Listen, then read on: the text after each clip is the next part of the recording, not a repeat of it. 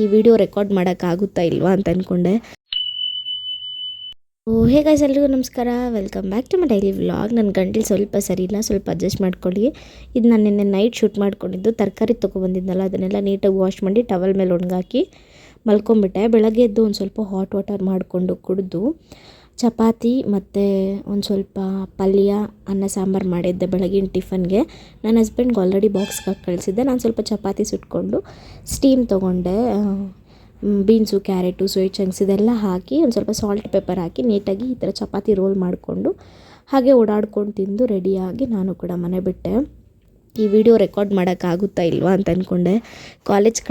ಕಾಲೇಜಿಂದ ಬಂದಿದ್ದ ತಕ್ಷಣ ಫುಲ್ಲು ಜ್ವರ, ಏನೂ ಕೆಲಸ ಮಾಡೋಕ್ಕಾಗಿಲ್ಲ ನನಗೆ. ಬಟ್ ಆದರೂ ವಿಡಿಯೋ ಮಾಡಿಬಿಟ್ಟಿದ್ದೀನಿ, ಅಪ್ಲೋಡ್ ಮಾಡೋಣ ಅಂತ ಅಂದ್ಬಿಟ್ಟು ಈ ವಾಯ್ಸ್ ಓವರ್ ಕೊಡ್ತಾಯಿದ್ದೀನಿ.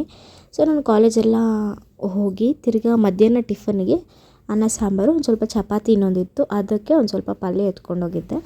ಕಾಲೇಜೆಲ್ಲ ಮುಗಿಸ್ಕೊಂಡು ನಾನು ಮನೆ ಕಡೆ ಬಂದು ಹೇಳೋದ್ನಲ್ಲ ಜ್ವರ ಅಂತ ಮಲ್ಕೊಂಬಿಟ್ಟೆ. ಸೊ ಇಷ್ಟ ಆಗಿತ್ತು.